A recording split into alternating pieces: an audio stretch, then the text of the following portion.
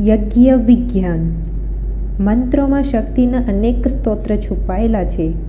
જેવી રીતે અમુક સ્વરોની ગોઠવણીવાળા શબ્દોની રચના કરવાથી અનેક રાગ રાગણીઓ બને છે અને સાંભળનારા પર તેમનો જુદો જુદો પ્રભાવ પડે છે, એ જ રીતે મંત્રોચ્ચારણથી પણ એક વિશિષ્ટ પ્રકારના ધ્વનિ તરંગો પેદા થાય છે અને આ વિશ્વવ્યાપી પ્રકૃતિ પર, સૂક્ષ્મ જગત પર તથા પ્રાણીઓના સ્થૂળ અને સૂક્ષ્મ શરીરો ઉપર એમનો ભારે પ્રભાવ પડે છે.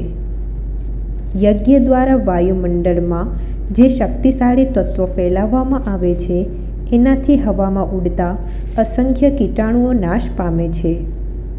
ડીડીટી, ફિનાઇલ છાંટવા અને બીમારીથી બચાવનારી દવાઓ યા ઇન્જેક્શનો લેવા કરતાંય યજ્ઞ કરવો તે વધારે શ્રેષ્ઠ ઉપાય છે. સામાન્ય રોગો તથા રોગચાળાથી બચવા માટે યજ્ઞ એક સામૂહિક ઉપાય છે. દવા જે ખાય તેને જ ફાયદો થાય છે, પરંતુ યજ્ઞનો વાયુ તો બધે જ પહોંચી જાય છે અને એ વિસ્તારમાં રહેતા તમામ પ્રાણીઓને લાભ પહોંચાડે છે અને તેમનું રક્ષણ કરે છે. માત્ર મનુષ્યનું જ નહીં, પરંતુ પશુ પક્ષીઓ અને વૃક્ષ વનસ્પતિઓના આરોગ્યનું પણ યજ્ઞથી રક્ષણ થાય છે. યજ્ઞની ઉષ્મા મનુષ્યના અંતઃકરણ પર દૈવી પ્રભાવ પાડે છે. જ્યાં યજ્ઞ થાય છે તે ભૂમિ તથા પ્રદેશ સુસંસ્કારી બની જાય છે અને ત્યાં જનાર ઉપર પણ લાંબા સમય સુધી પ્રભાવ પાડે છે. પ્રાચીન કાળમાં જ્યાં મોટા મોટા યજ્ઞો થયા હતા, ત્યાં જ તીર્થો બન્યા છે.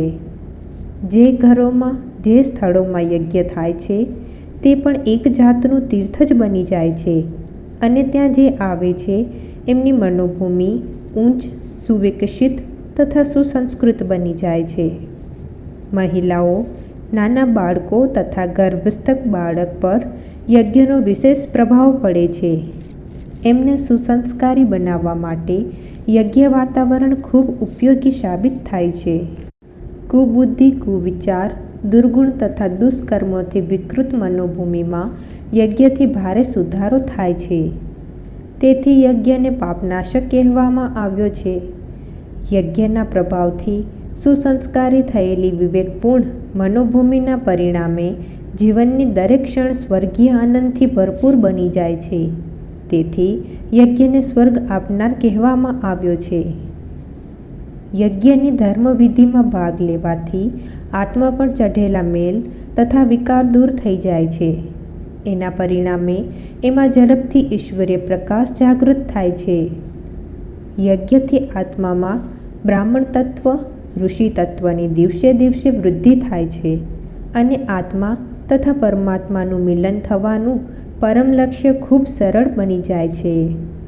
આત્મા અને પરમાત્માને જોડી દેવાનું, એક કરવાનું કાર્ય યજ્ઞાગ્નિ દ્વારા એવી રીતે થાય છે કે જેવી રીતે વેલ્ડિંગ દ્વારા લોખંડના બે ટુકડાને જોડી દેવામાં આવે છે. યજ્ઞ દ્વારા બ્રાહ્મણ તત્વ પ્રાપ્ત થાય છે.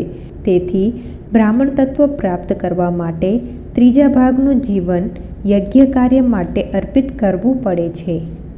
લોકોના અંતઃકરણમાં પછાત વૃત્તિ ઘટે અને બ્રાહ્મણ વૃત્તિ વધે તે માટે વાતાવરણમાં યજ્ઞ પ્રભાવની શક્તિ જાગૃત કરવી આવશ્યક છે. વિધિવત કરવામાં આવેલા યજ્ઞ એટલા પ્રભાવશાળી હોય છે કે એમના દ્વારા માનસિક દોષો તથા દુર્ગુણોને દૂર કરવાનું તથા સદ્ભાવનાઓ વધારવાનું કાર્ય શક્ય બને છે. કામ, ક્રોધ, લોભ, મોહ, મદ, મત્સર, ઈર્ષ્યા, દ્વેષ, કાયરતા, કામુકતા, આળસ, આવેશ, સંશય વગેરે માનસિક ઉદ્વેગોની ચિકિત્સા માટે યજ્ઞ એક વિશ્વસનીય પદ્ધતિ છે. શરીરના અસાધ્ય રોગો પણ તેનાથી મટી શકે છે. અગ્નિહોત્રના ભૌતિક લાભ પણ છે. વાયુને આપણે મળમૂત્ર, ઉચ્છ્વાસ, મિલો, કારખાના વગેરેના ધુમાડાથી ગંદો કરી નાખીએ છીએ. ગંદા વાયુના કારણે રોગો થાય છે.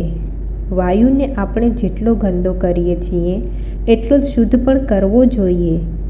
યજ્ઞોથી વાયુ શુદ્ધ થાય છે. આ રીતે યજ્ઞ દ્વારા લોકોના સ્વાસ્થ્યનું રક્ષણ પણ થાય છે. યજ્ઞનો ધુમાડો આકાશમાં વાદળોમાં પહોંચીને ખાતર બનીને ભળી જાય છે. વરસાદના પાણીની સાથે જ્યારે તે પૃથ્વી પર આવે છે ત્યારે એનાથી ઘાસ, વનસ્પતિઓ, અન્ન વગેરે પરિપુષ્ટ થાય છે. એમનું સેવન કરવાથી મનુષ્ય તથા પશુ પક્ષીઓ બધા જ પરિપુષ્ટ બને છે. યજ્ઞના અગ્નિના માધ્યમથી શક્તિશાળી બનેલા મંત્રોચ્ચારણા ધ્વનિકંપનો દૂર દૂર સુધી ફેલાઈને લોકોના માનસને શુદ્ધ કરે છે. એના પરિણામે શારીરિક સ્વાસ્થ્યની સાથે સાથે માનસિક સ્વાસ્થ્ય પણ સુધરે છે. અનેક પ્રયોજનો માટે, અનેક કામનાઓ પૂરી કરવા માટે જુદા જુદા વિધિ વિધાન સાથે વિશિષ્ટ યજ્ઞો પણ કરી શકાય છે.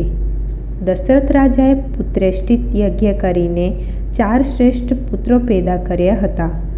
અગ્નિપુરાણ તથા ઉપનિષદોમાં વર્ણવવામાં આવેલી પંચાગ્નિ વિદ્યામાં આ રહસ્યો ખૂબ વિસ્તારપૂર્વક બતાવવામાં આવ્યા છે. વિશ્વામિત્ર વગેરે ઋષિઓએ પ્રાચીન કાળમાં અસુરતાના નિવારણ માટે મોટા મોટા યજ્ઞો કર્યા હતા. રામ લક્ષ્મણને આવા જ એક યજ્ઞના રક્ષણ માટે જવું પડ્યું હતું. લંકા યુદ્ધ પછી રામે 10 અશ્વમેધ યજ્ઞો કર્યા હતા. મહાભારતના યુદ્ધ પછી કૃષ્ણએ પણ પાંડવો પાસે એક મહાયજ્ઞ કરાવ્યો હતો. એ યજ્ઞનો ઉદ્દેશ્ય યુદ્ધજન્ય વિક્ષોભથી ક્ષુબ્ધ થયેલા વાતાવરણને શુદ્ધ કરવાનો, અસુરતાનો નાશ કરવાનો હતો.